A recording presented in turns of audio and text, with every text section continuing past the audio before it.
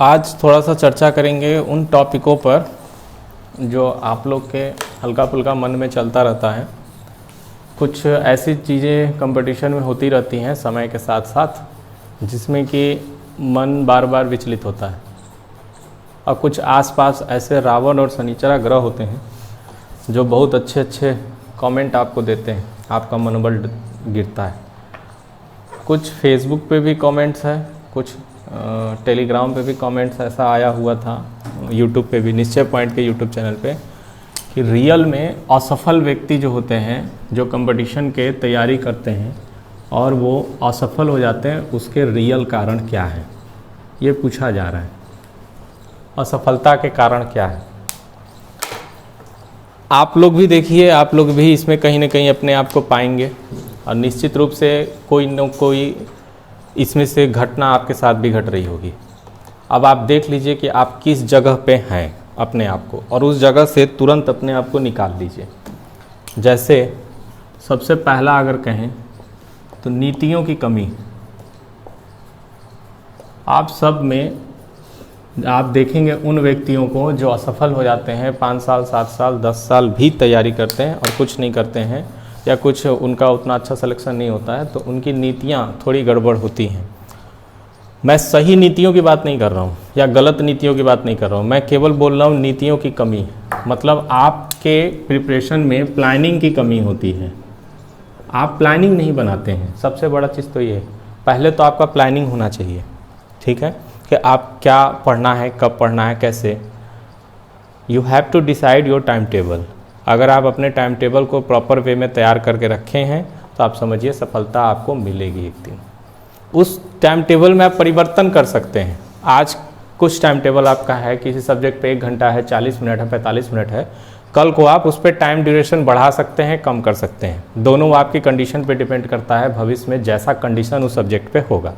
लेकिन प्लानिंग होनी चाहिए, टाइम टेबल होना चाहिए। सबसे बड़ा कारण होता है कि वो जब पढ़ते हैं तो कभी करंट अफेयर पढ़ रहे हैं तो 2 दिन 3 दिन तक करंट अफेयर पढ़ते हैं, पॉलिटी पढ़ते हैं, कभी मैथ लगा रहे तो मैथ ही लगाते हैं, कभी रीजनिंग कर रहे तो रीजनिंग करते हैं। प्लानिंग की कमी का मतलब ये है, ये चीज़ होती है। दूसरी सबसे बड़ी कमी जो मैं अपने आप से समझता हूँ स्टूडेंटों में, और ज़्यादातर स्टूडेंटों में देखा हूँ, निरंतरता की कमी। निरंतरता की कमी होती है, यानी आप ऐसे समझ लीजिए कंटिन्यूटी नहीं होती है। एक चीज़ को आप कंटिन्यू नहीं रख पाते हैं, ये सच बात है। आप अपनी तैयारी में लगते हैं 2 महीने 3 महीने 4 महीने आप स्ट्रगल करते हैं, अच्छी तैयारी करते हैं, फिर आप धीरे से विमुख हो जाते हैं। तो वही तीसरा पॉइंट उसी से जुड़ा हुआ है, भ्रमित होना। आप भ्रमित होते हैं कि ये जो मैं कर रहा हूँ कंपटीशन की तैयारी, या लगा हुआ हूँ, मैथ रोज़ लगा रहा हूँ, रीजनिंग रोज़ कर रहा हूँ, जीएस अलग से पढ़ रहा हूँ, जीएस पे ये सोर्स रखा हूँ, ये लूसेंट पढ़ रहा हूँ, परीक्षा वाणी पढ़ रहा हूँ, इन सब चीज़ों पे एक दिन आपको भ्रम होने लगता है। और इन सभी चीज़ों में, भ्रम में, आप एक चीज़ भूल जाते हैं कि आप जो चीज़ें कर रहे थे उसमें जो कंटिन्यूटी बनाए थे, उस कंटिन्यूटी के कारण जो आपने उस नॉलेज को गेन किया था उसको आप याद नहीं करते। 3 महीना पहले आपको उस सब्जेक्ट पे कितना नॉलेज था और आज निरंतरता उसमें आपकी बनी थी जब तक, तब तक आपको सब्जेक्ट पे कितनी नॉलेज हो गई, इसको आप भूल जाते हैं और आप भ्रमित हो जाते हैं। भ्रमित होकर मतलब हो पाएगा, नहीं हो पाएगा, बहुत सारी चीज़ें आपके दिमाग में चलने लगती है। परीक्षा वाणी पढ़ रहा हूँ तो क्या इससे क्वेश्चन आएगा, लूसेंट केवल पढ़ रहा हूँ तो लूसेंट से क्वेश्चन आएगा। आप बुक्स पे डाउट करना शुरू कर देते हैं। यूट्यूब चैनल पे जब आप किसी को देखते रहते हैं तो सबसे बड़ा चीज़ तो यूट्यूब चैनल पे अधिकतर स्टूडेंटों के साथ ये किया जाता है कि अभी इस चैनल पे है तो थोड़ी देर बाद उस चैनल पे है, फिर थोड़ी देर बाद उस चैनल पे। प्रॉपर वे में कोई नॉलेज वो ले नहीं पाता है। अगर कोई प्रॉपर वे में एक जगह से नॉलेज ले रहा है तो वो इसलिए भ्रमित होता है कि क्या ये जो प्रॉपर वे में बंदा नॉलेज हमें दे रहा है, क्या वो उसका सफिशिएंट है, उससे मेरा कंपटीशन निकल सकता है। मतलब डाउट्स दिमाग में चलते रहते हैं, और जब जब आपके दिमाग में डाउट्स होगा तो आप असफलता की ओर जाएंगे। इसमें कोई नहीं है, संदेह नहीं होना चाहिए। और अंतिम और लास्ट सबसे सॉलिड पॉइंट, आत्मविश्वास की कमी। जिस बंदे में आत्मविश्वास की कमी है वो कभी भी किसी भी क्षेत्र में सफल नहीं हो सकता। अगर आपका सेल्फ कॉन्फिडेंस अच्छा है, मनोबल आपकी बनी हुई है, तो ये कोई भी प्लान, कोई भी चीज़ें आपको परेशान नहीं करेंगे। आप हमेशा अपने दिमाग को सही राइट वे में रखेंगे। ये 4 चीज़ें आप करते हैं, इन चारों चीज़ों में से आप किस जगह पे हैं अपने आप को देख लें और उस जगह से अपने आप को, उस कमी को दूर करें, आपको सफलता 100% मिलेगी। मेरे अकॉर्डिंग मैक्सिमम 3 इयर्स अगर आप ढंग से हर चीज़ से पार पाके अगर आप तैयारी करते हैं तो आप यूपीएससी भी क्रैक कर सकते हैं। दूसरा, एक बहुत सारे स्टूडेंटों के वो था कि वनडे एग्ज़ाम जो होते हैं उसमें, और यूपीएससी तो बहुत बड़ी चीज़ हो गई, या स्टेट पीसीएस हो गया, किसी का भी आप स्टेट ले लीजिए, भारत में जितने भी प्रदेश हैं उनके जो स्टेट पीसीएस होते हैं, बहुत हाई लेवल और लो लेवल, ऐसा कुछ नहीं है। मेरे अकॉर्डिंग वनडे एग्ज़ाम ज़्यादा कठिन है। मेरे अकॉर्डिंग बहुत कम लोग यूट्यूब पे इस बात को, वीडियो जब अपलोड होगा तो मेरी बात से सहमत होंगे, मुझे पता है, लेकिन मैं अपने अनुभव से बता रहा हूँ आपको कि वनडे एग्ज़ाम ज़्यादा कठिन है इन एग्ज़ामों के प्रति।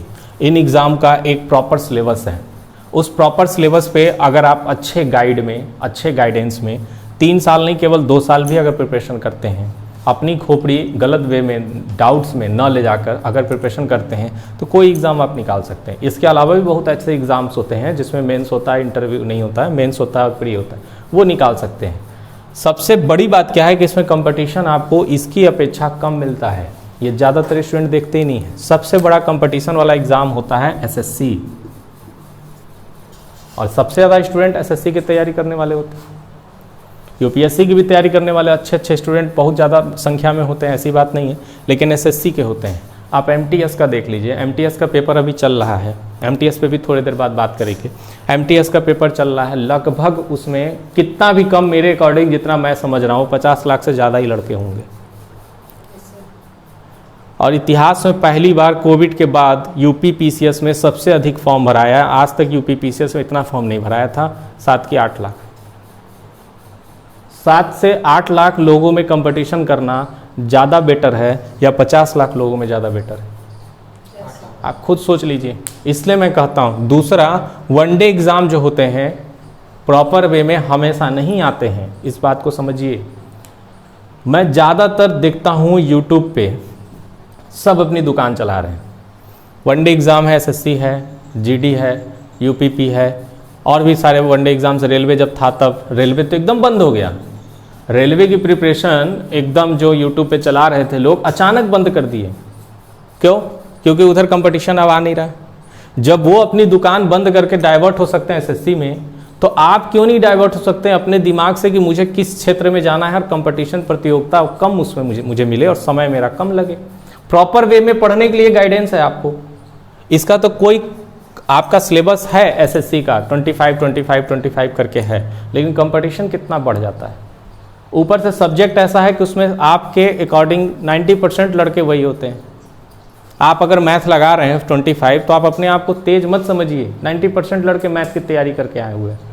एसएससी वही लड़का तैयारी करने के लिए ज़्यादा, आप इस चीज़ को देखेंगे, तैयार होता है जो मैथ बैकग्राउंड का होता है। आप कभी नहीं देखेंगे आर्ट्स का कोई बीए का लड़का कहे कि हम एसएससी की तैयारी करना चाहते हैं। मैथ बैकग्राउंड वाले टोटल एसएससी में कूद जाते हैं। तो आप कैसे इस बात को अपने अंदर फील करके बैठे हैं कि मुझे कंपटीशन कम मिलेगा? कैसे कम मिलेगा?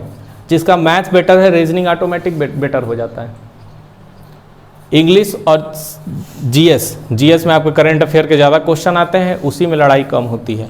करंट अफेयर भी आजकल एक से एक अच्छे टीचर्स हैं जो यूट्यूब पे पढ़ा रहे हैं। वो इतनी अच्छे क्लासेस दे रहे हैं कि करंट अफेयर भी आप तैयार कर सकते हैं। इंग्लिश में थोड़ी, मतलब कहने का मतलब चारों सेक्टर में आपको कंपटीशन करना है। इससे बेटर है ना कि इन चीज़ों पे आप आइए जिसमें एक प्रॉपर वे में सिलेबस बना है। कंपटीशन सबसे आपका अलग अलग होगा। इन्हीं चीज़ों में मेरा कहना होता है कि वनडे एग्ज़ाम ज़्यादा कठिन है इसकी अपेक्षा।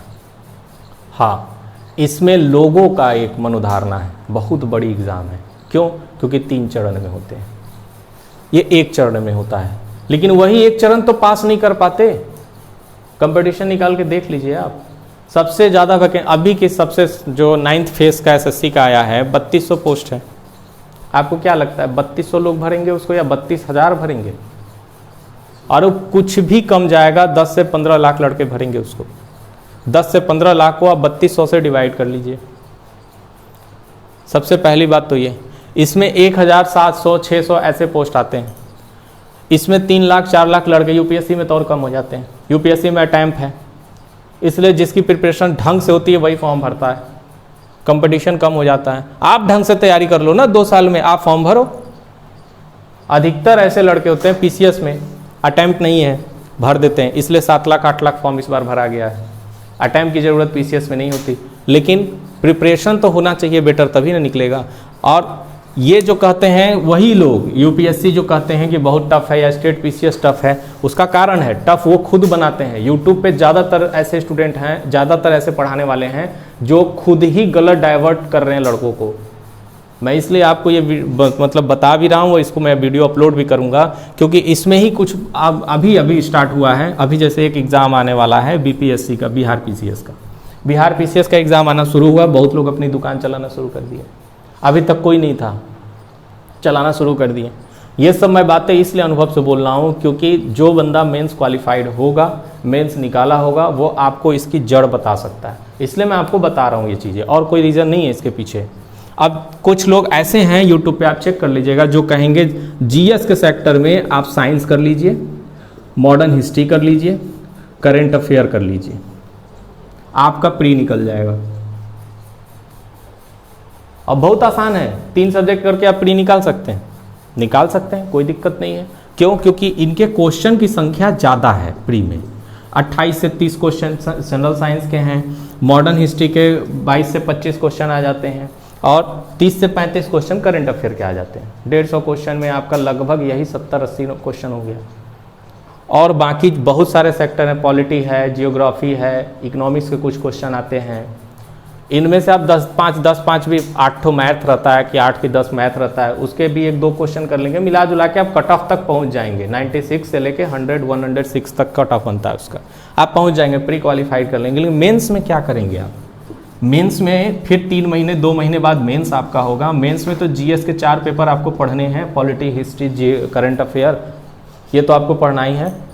तो 3 महीने में आप इनका मेंस लेवल की तैयारी कर लेंगे, खुद सोचिए। तो गलत तो खुद न्यूज आपके अंदर दिया जा रहा है। प्री निकाल के क्या कर लेंगे? जॉब पा लेंगे। प्री निकाल के तो जॉब नहीं ना मिलना है, मेंस भी क्वालिफाई करना है, इंटरव्यू भी क्वालिफाई करना है। तो रणनीति जो प्लानिंग होनी चाहिए वो प्रॉपर वे में होनी चाहिए, प्रॉपर वे में बनने नहीं दे रहे हैं। इसीलिए मैं बोलता हूँ कि YouTube is a sweet poison nowadays. आज के समय में यूट्यूब स्वीट पॉइजन है, गलत गलत चीज़ें बताते हैं। और जब आप खोजिए उनको मेंस में, प्री क्वालिफाई हो गया, अब मेंस के लिए फिर वो चैनल खोजिए, गायब। आपके सपने जब टूटेंगे तो आपको समझ में आ जाएगा कि आपने गलती क्या की। आपके पापा मम्मी आपको खूब प्रेशर करेंगे, बेटा ध्यान लगाओ, मेंस निकाल लेना है, मेंस निकाल लेना है। आप तो फंस चुके हैं, आप तो जान चुके हैं कि हम तो किसी के बहकावे में आके गलती काम कर चुके हैं, और आप हाथ पैर मारना शुरू करते हैं। आपको कुछ पता नहीं रहता, मेंस निकलना है कैसे हो, आप गायब हो गया तो हम क्या करें? अब तो हमको अपने से तो करना है। तो आप गलत वे में बिना प्लानिंग के जो समझ में आता है वो पढ़ते हैं, और मेंस जब नहीं निकलता है तो आप भी समाज में एक इसी का एग्जाम्पल बनते हैं, असफलता वाले।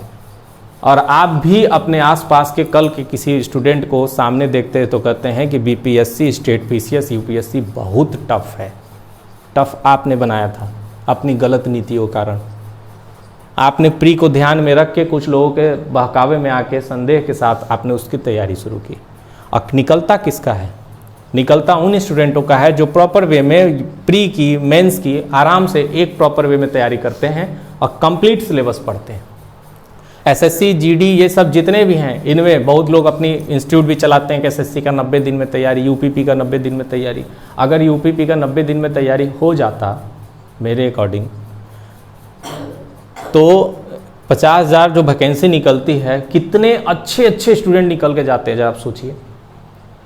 बहुत टैलेंटेड स्टूडेंट निकल के जाते हैं। 90 दिन में तैयारी अगर यूपीपी का करा सकते हैं, एसएससी का करा सकते हैं, तो ये लोग का भी तो जीएस अच्छा है। बीटेक वालों से ज़्यादा मैथ कौन जानता होगा? रीजनिंग ही तो सीखनी है हमको।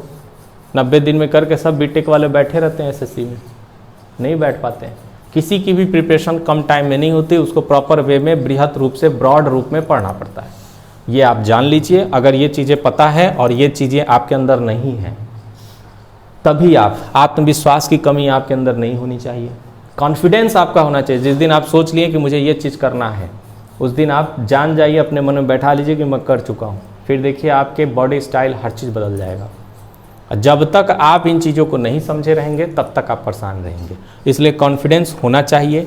और वास्तव में प्रतियोगी परीक्षाएं बहुत आसान है अगर सही वे में उसको किया जाए तो, लेकिन बहकाव में ना आए तो। बहकाव में आ जाएंगे तब तो फिर समस्या बनी रहेगी आपके साथ। प्रॉपर वे में जीएस कंप्लीट तैयार करिए, मैथ कंप्लीट तैयार करिए, रीजनिंग कंप्लीट तैयार करिए, उसके बाद फॉर्म्स भरिए, किसी एक में मत रहिए। जब प्रॉपर वे में तैयारी हो जाए तो अच्छे से क्या करिए, सभी चीज़ों को तैयार करके कंप्लीट करिए।